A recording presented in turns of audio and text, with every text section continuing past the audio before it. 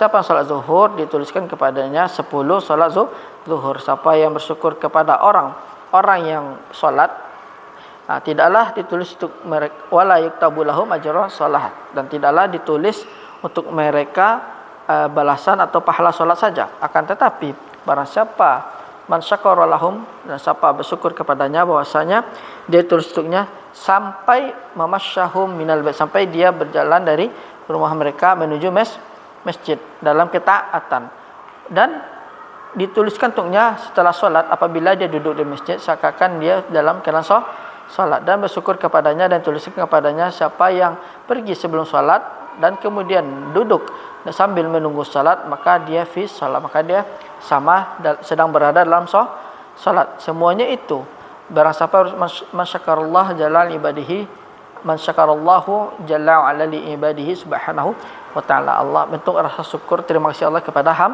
hambanya.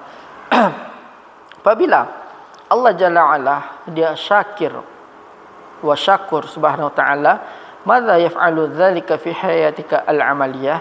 Awalan memperbanyak taat, karena balasannya sangat besar, karena yuaddi al-ajra wa thawab wa syakur. Jadi untuk melaksanakan, memberikan pahala itu dia karena Allah tu maha syakur, yaitu maha berterima kasih kepada hambanya. Apakah kamu memperhatikan wahai akhi karim, sekiranya orang-orang fil wazifah dalam sebuah amal al-amal sa'ah, yaitu pekerjaan satu jam, bi alafin, dengan 1 jam itu 1000, dan orang mengatakan kepadanya mereka memberikan kepada muwazzafnya, karyawannya satu jam itu dengan 1000, dan saya memberikan 1 jam dengan 10.000.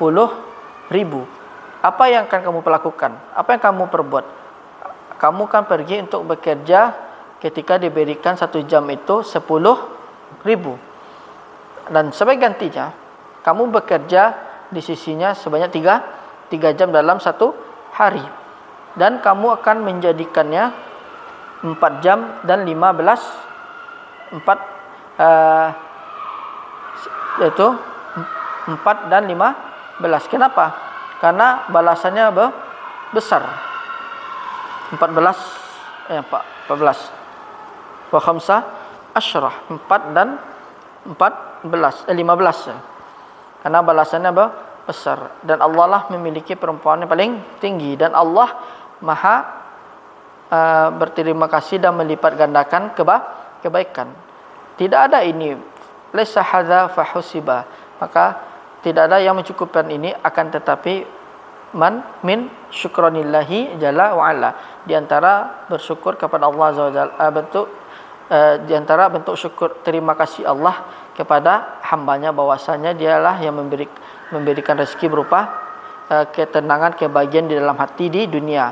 Dan di antara dampak ketaatannya, maksudnya Allah Subhanahu wa taala syakur bil idhafah, memberikan rasa syukur dengan tambahan pahala yang menyebabkannya yang sayudihi ilaihi fil akhirah, yang akan menuntunnya ke dalam di akhirat. Jarib akhil karim, cobalah wahai yang akhil karim, berdirilah kamu di sepertiga malam terakhir, dan kamu salat, dan perpanjanglah rukuk dan sujud.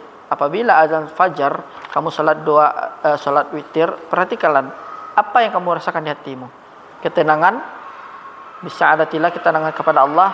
Siapa yang Allah rezekikan kepadamu berupa ketenangan ini, sungguhnya Allah Taala, dan demikian itu karena Allah Subhanahu wa taala maha terima kasih dan wasyakarolaka, dan bersyukur kepadamu atas ketaatan, dan dia memberikan kebahagiaan di dalam hatimu dan balasan di akhirat. Kemudian salatlah fajar berjamaah, dan keluarlah dari masjid setelah salat fajar, wastansyaqa al-hawa al-alil, dan akan hilanglah al-hawa al-alil.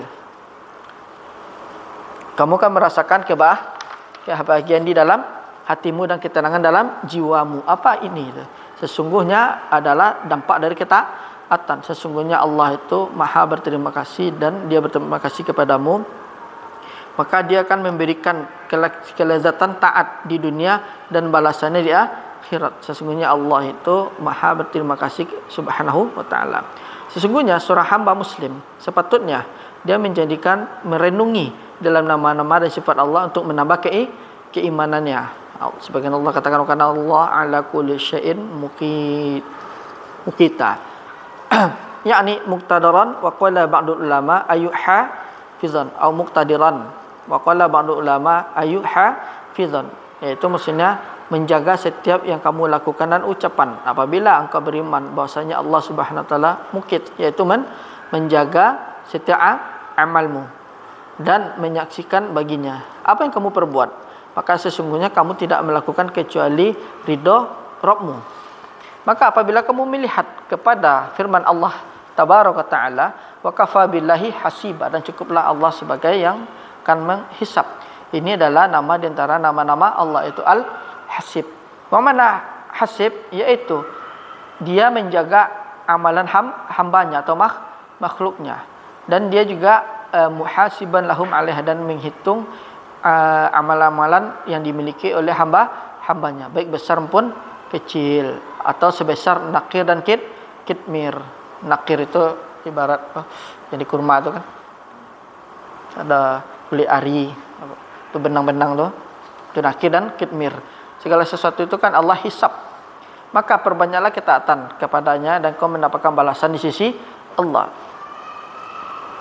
Apabila engkau memperhatikan kepada firman Allah Subhanahu wa taala, fa ta'ala Allahul malikul haq.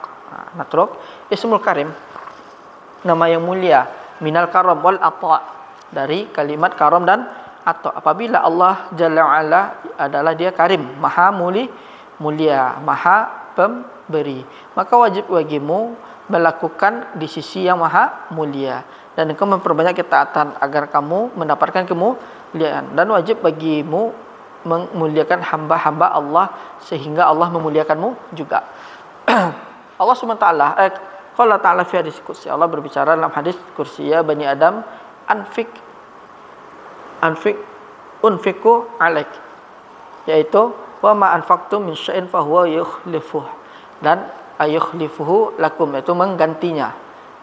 Ayukhlif artinya menggantinya untuk kalian. Wa huwa khairur raziqin, dan dia sebaik pemberi rezeki.